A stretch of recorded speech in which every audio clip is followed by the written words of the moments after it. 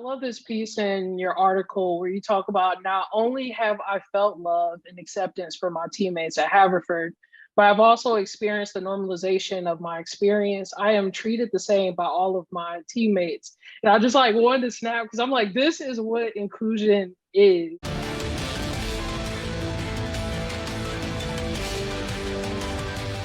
Hello, everyone. Welcome back to another episode of the Centennial Conference Corner. My name is Amber Thomas, and today I am joined by Haverford women's lacrosse alum, Sarah Cahn. How are you doing today, Sarah? Good, how are you? Doing well. So what have you been up to since graduation? So I graduated from Haverford in May after our NCAA tournament run, and I started my job about 3 weeks later at the Washington Institute for Near East Policy, which is a nonpartisan think tank in Washington, D.C., where I focus on counterterrorism related issues.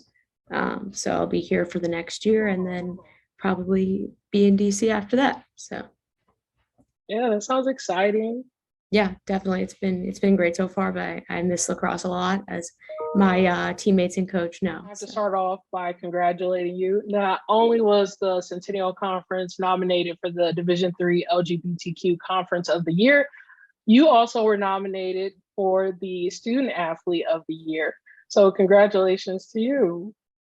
Thank you. Yeah, it's definitely a surprise, but also exciting. So this prestigious award honors the academic achievement, success in athletics, and service and leadership of LGBTQ student athletes across Division III. What was your reaction when you found out that you were nominated? Yeah, I mean, like I said, I think I was surprised, but I also think it's great that they have this just to give visibility to the LGBTQ community within NCAA athletics. It's something I've talked about a lot, how there needs to be increased visibility and recognition of the community in order to normalize this identity and experience, especially within college athletics. But I also think that I wouldn't have been nominated for the award without the support of the Haverford community and particularly my coaches. And I think that with the kind of pride game that happened last year and the content I've published, none of that would have been possible without having such a strong community at Haverford and people that are willing to not only, support LGBTQ people, but also buy into creating spaces that are like helping to highlight the community and support policies and procedures that can change the way that people are marginalized in our world and our community. So. Absolutely. You just touched on it a little bit, but like you are the epitome of a leader from the articles you published in USA Lacrosse Magazine and Inside Lacrosse, helping organize the Pride Games, the Campus Pride Month, the LGBTQ One Team event. Kind of knowing what you know now, what advice would you give your younger self when it comes to finding your voice? Yeah, I think if you had asked me 4 years ago, or I guess 5 now, if I would have ever done this, I definitely would have said no. I never thought that I was going to be someone that would make this a very vocal part of my identity and who I am and how I represent myself in the world. But I think that I realized that I was in a position of power as somebody that had already come out to the LGBTQ, like as a member of the LGBTQ community and within the lacrosse community, as somebody that already had been public about that. I had and was comfortable with my identity. I had a position of power to be able to advocate for others and be able to create spaces where others are comfortable. I think I would tell myself, or anybody that is, going through this process, is just to make decisions that make you feel happy and comfortable with yourself, not with what others expect of you. I do not believe anybody should have to be a vocal advocate for any identity or group that they represent if they don't want to be, they don't feel comfortable doing that. And I think that something I really tried to push for is for people to have to not feel like they have to come out and be vocal about who they are unless they want to be. And so my advice would be to do things that make you happy and make you feel comfortable with your identity, not what your institution or your family or your peers expect of you, or what conforms, excuse me, to their norms and expectations of people. I love this piece in your article where you talk about not only have I felt love and acceptance from my teammates at Haverford, but I've also experienced the normalization of my experience. I am treated the same by all of my teammates. And I just like wanted to snap because I'm like, this is what inclusion is. For the people out there, whether they be an administrator, a coach, an athlete, or even a fan, what can be done to make more inclusive spaces within athletics? So I think athletics, obviously, the things you can do to make spaces more inclusive across age range. But one thing that I think is really fundamental for particularly ages, particularly from middle school all the way through college, is important is if coaches, administrators, assistant coaches, anybody like that and teammates can use gender neutral pronouns when referring to significant others and romantic partners. That starts to become an issue once people reach adolescence. And if you're only referring to somebody's potential romantic partner as a member of the opposite sex, then that creates barriers where individuals might not feel as if they can come out or talk about any sort of relationships they're experiencing if they want to share that. And so that's something really easy to be able to use gender neutral pronouns and something you can change in your everyday conversations, whether that be on the field, at practice, in the locker room, in your classes, or even when you're an adult in a professional setting.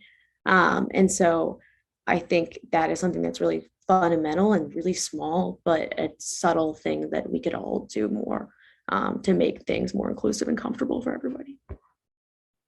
Thanks, Sarah. So before I let you go, I'm going to switch it up a little bit and we're going to do Amber's top 5, which are 5 questions I just have to know. So the first one being, what is your favorite book or podcast that you're listening to or reading right now? I really love the Snacks podcast, which is produced by Just Women's Sports and Lynn Williams and Sam Mewis, who are on the U.S. Women's National Team and professional soccer players.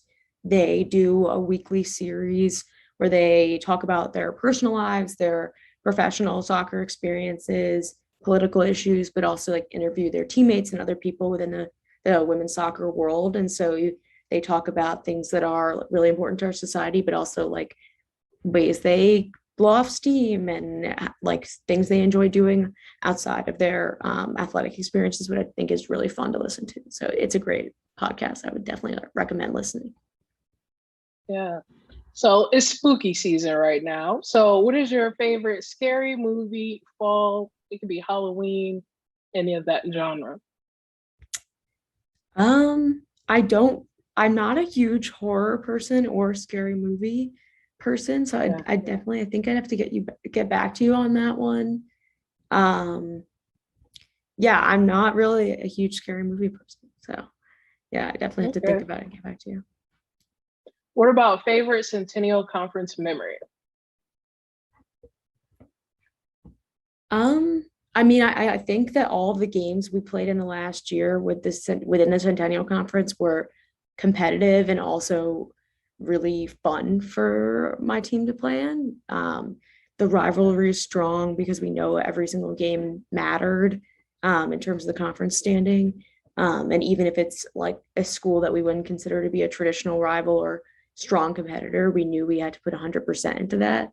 And we ended up having a lot of very strong victories within the conference last season that were just really fun games to play and to feel that energy and that excitement and adrenaline with my teammates, but also like in games that have high stakes was great. Yeah. So thinking back to game day, what was your game day anthem? Like that song that just, like really got you pumped up? Well, Kanye West is a very controversial figure. I will not condone what he does. I really like Power by Kanye West. That was definitely my pump up song. I used to listen to it before every game, like just in my personal headphones, and just got me focused. And I've been listening to it since high school. So yeah, that's definitely a random song, but always gets me hyped. Yeah. with the beat, I can see it. I can see it for sure.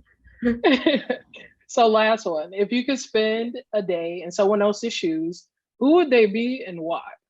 I think it would probably be a female member of Congress. I know that sounds really strange and unique, but I'm really interested in different issues within Congress and related to different policy issues, particularly on foreign affairs, but also in the human rights LGBTQ space, and to be able to like see how those debates go in the policy planning process, and from seeing that from a really like formative leader on those issues within Congress would be really cool. I think for just a day to see what that experience is like would be really unique. Yeah. Well, thank you, Sarah, for joining us. Yeah, thank you so much for having me. Everyone, you can catch a new episode of the Centennial Conference Corner on our website, centennial.org, or on our social media, Twitter, Instagram, and Facebook at Centennial Conf. And until next time, we'll see you later. Bye. Thank you.